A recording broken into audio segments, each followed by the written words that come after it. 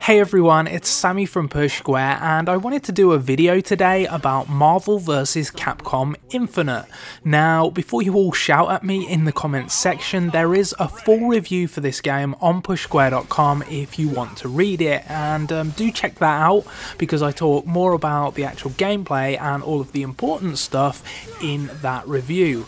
But in this video, I wanted to talk about the menus because they're probably some of the worst I've seen this side of PlayStation All-Stars Battle Royale.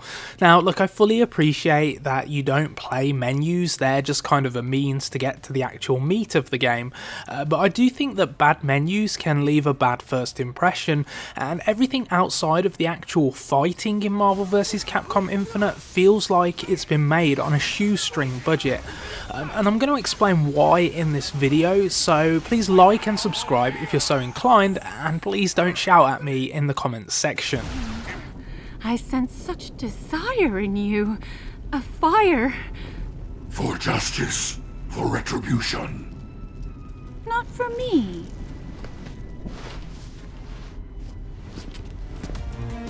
So yeah, this is what you get when you boot up the game. Now you can customize this sort of starting screen with your favorite characters if you like, but the renders are generally really bad. Like if you look at Captain Marvel's face here, she just looks rubbish in my opinion, but it kind of gets worse. The fonts across the board just look so cheap and out of place, and like while I wouldn't describe the loading screens as long per se, they seem to keep popping up and constantly getting in the way.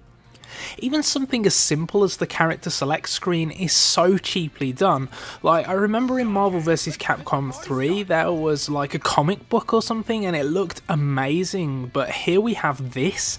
It's just so bad, and when you win a fight it kind of blacks out before loading into the winning poses, and it overlays them with a quote that's written in the most cheap, bold outline font that I've ever seen. Now, look, like I say, the game's fine, I kind of enjoyed playing it for review, and you don't play the menus, of course you don't, but I think it's indicative of just how little, like, I don't want to say care, because I'm sure there were plenty of people at Capcom that were passionate about this project, but it's just so cheap, and it's not what you'd expect for a game of this profile. I mean, this is Marvel vs Capcom, for goodness sake. It's a famous brand. Heck, Marvel alone is one of the biggest brands on the planet these days, and when you compare to what NetherRealm's doing with Injustice, it just doesn't compare favourably at all. But I don't know, what do you think? Do menus really matter?